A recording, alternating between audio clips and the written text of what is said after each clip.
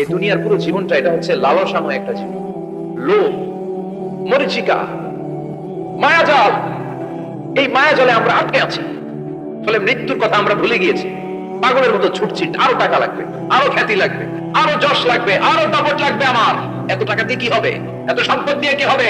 এত ব্যস্ততা দিয়ে কি হবে তোমার? স্টপ, থামো, অনেক হয়েছে। আমরা থামো, take a rest, take a breath, and think about death.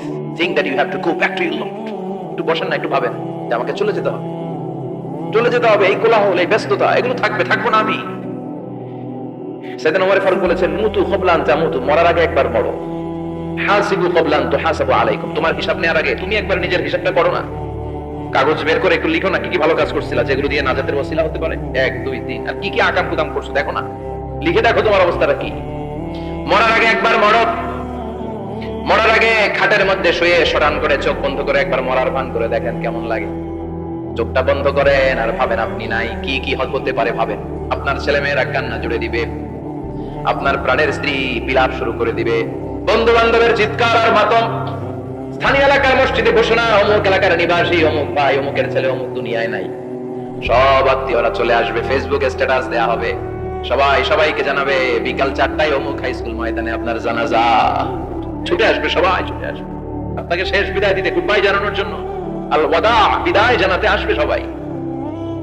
4 তাকবীর দিয়ে আপনার জানাজা হবে, অশ্রুসিক্ত জানাজায় আপনার বিদায় হবে। কাঠের খাটিয়ার মধ্যে করে কাঁধে তুলে আপনার কবরে নেওয়া হবে, আগে থেকে খুঁড়ে রাখা কবরটার মধ্যে আপনার বিছিয়ে দেয়া হবে, পাশের কচি দিয়ে তার উপরে মাটির চাপা দিয়ে সব চলে যাবে। ভাবেন না একবার চোখ বন্ধ করে, this is the circle of life, this is the nature of life. এটা সবার হবে, আমার হবে, আপনার হবে। এত মায়া, এত ভালোবাসা কই যাবে? কেউ থাকবে না, সবাই আপনার অন্ধকার কবরে রেখে দিয়ে চলে আসবে। উপরে বাঁশের কঞ্চি, তার উপরে মাটির চাপা, অন্ধকার আর অন্ধকার। এই অন্ধকার যেন শেষ হতে চায় না, শুধুই অন্ধকার, ঠিক কিনা? এজন্য আমাদের চলে যেতে হবে।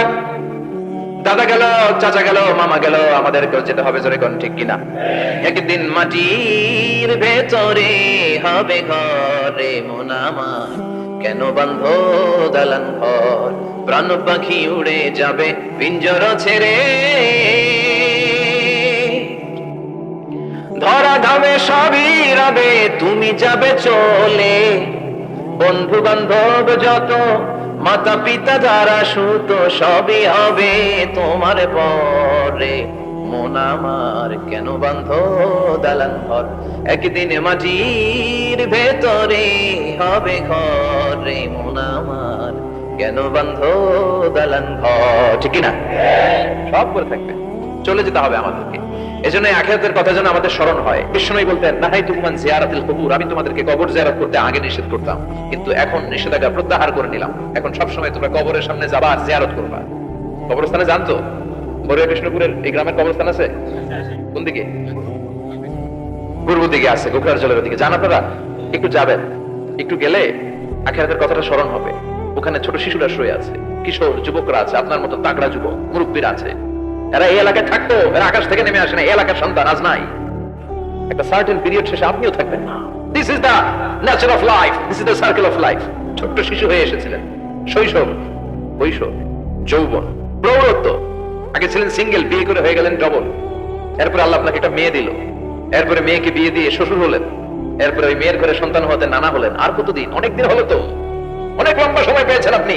Think about that. এবার যাওয়ার কথা ভাবেন, আখিরাতের সামানের কথা ভাবেন, ফিরে যেতে হবে। কি শক্তিশালী যুবক, বার্ধক্য চলে আসলে লাঠি ছাড়া চলতে পারে না। কুচকুচে কালো দাড়ি সাদা হয়ে যায়, দাড়ির শুভ্রতা, বয়সের ভার, রং ধরা যৌবন জং ধরে শেষ, ঠিক কিনা? This is the circle of life. যুবক ভাইয়ের এটাই জীবন, চলে যেতে হবে, কেউ থাকতে পারবে না, ঠিক কিনা? এটা রিমাইন্ডার আল্লাহ সূরার ভিতরে দিয়েছেন যে তোমাদেরকে ফিরে যেতে হবে। এই লোভ লালসা ছেড়ে দাও। রব্বুল আলামিন বলেন, আলহাকুমুত তাকাসুর হাত্তা যুরতুমুল মাকাবির। ও গোলাম, দুনিয়ার সম্পদ, লোভ লালসা তোদেরকে পাগল বানিয়ে দিয়েছে। এই লোভ পাগলামি কোনোদিন তোদের থামবে না যতদিন না তোরা কবরে ঢুকবি, ঠিক কিনা? কার কথা? আল্লাহ বললেন, দুনিয়ার সম্পদ আর লোভ আর মোহে তোমরা গাফেল হয়ে গিয়েছো। আখিরাতের কথা বেমালুম তোমরা ভুলে গিয়েছো। কিন্তু আখিরাতে তোমাদের যেতেই হবে, কবরের বাড়িতে তোমাদের ঢুকতেই হবে, ঠিক কিনা? যেতেই হবে, আমরা ভুলে যাই। আলহাকুমুত তাকাসুর, অতিরিক্ত পাওয়ার লোভ, বেশি বেশি খাওয়ার লোভ, বেশি বেশি জমানোর লোভ মানুষকে গাফেল বানিয়ে দিয়েছে। এটা মানুষের স্বভাব, আরো চাই আরো চাই, এই স্বভাবটা আছে না নাই? দেখবেন ছোট বাচ্চারা মসজিদের দোয়া অনুষ্ঠান শেষে জিলাপি দেয় না? গৌরে কৃষ্ণপুর কি দেয়? আগে বাতাসা দিত না, এখন কি দেয়? জিলাপি দেয়, মিষ্টি দেয়। তো মসজিদের 2-3 গেট থেকে যদি দেয়, ছোট বাচ্চারা দেখবেন এদিক দিয়ে কয়েকটা নিয়ে আবার ওই গেটে লাইন ধরে। ওর হাত হলো ছোট হাত, ওর হাত ভর্তি জিলাপি, আর নেওয়ার জায়গা না, এরপর আরেক জায়গায় লাইন ধরছে, আরো লাগবে আরো লাগবে, এই আরো আরো আরো চাই, এই স্বভাবটাই মানুষকে কুড়ে কুড়ে শেষ করে দিয়েছে। এত লাগবে কেন তোমার?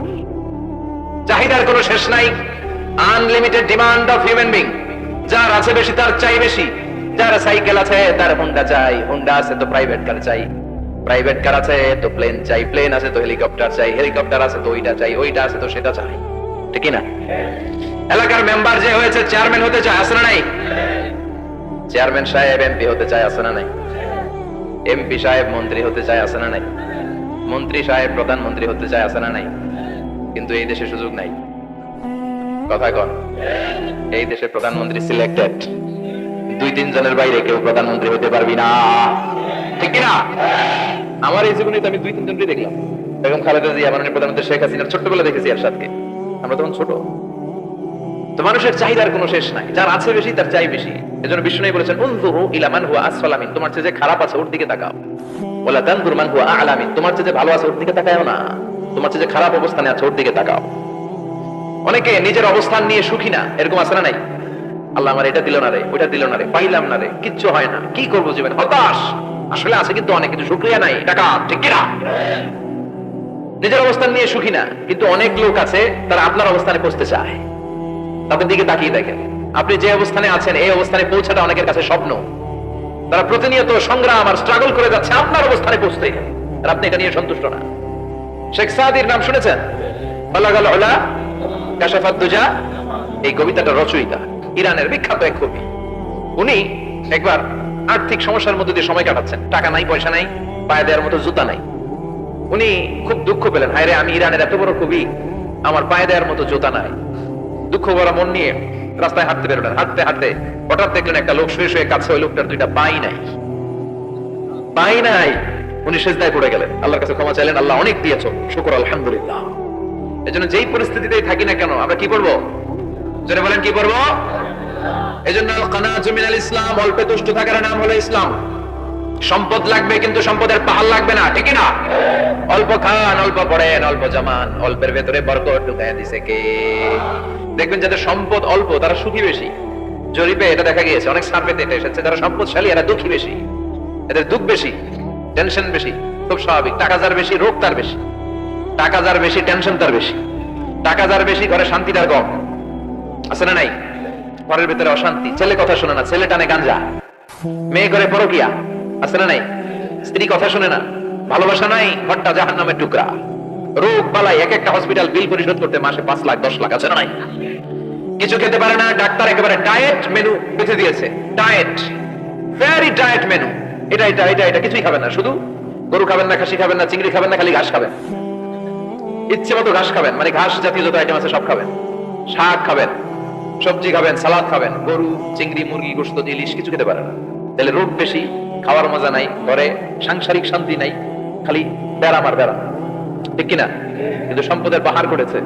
আর অল্প যারা খায়, অল্প পড়ে, রিক্সাওয়ালা, কুলিওয়ালা, অল্প বেতনের চাকরি, কিন্তু হক হালালি মেনে চলে, দেখবেন শান্তি আছে অনেক।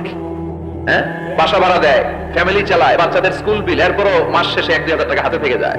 আর প্রতি মাসে 10 কোটি টাকা ইনকাম, তারপরও ব্যাংকের ঋণ আছে না নাই? সুখ কারে বলে? কিভাবে আপনি সুখকে ডিফাইন করবেন? সুখ তো টাকায় কিনা যায় না, শান্তি টাকা দিয়ে হয় না, শান্তি দেওয়ার মালিককে। শান্তি আছে অল্প খেয়ে শুকর করার মধ্যে, শান্তি আছে আলহামদুলিল্লাহর মধ্যে, চিল্লায় বলেন ঠিক কিনা? এজন্য অল্প খাবো, অল্প পড়বো, অল্প জামাবো, অল্পের ভেতরে বরকত দিয়েছে কে? দেখেন ধনী ভাইরা খেতে পারে না, কিন্তু রিকশাওয়ালার কি সমস্যা হয়?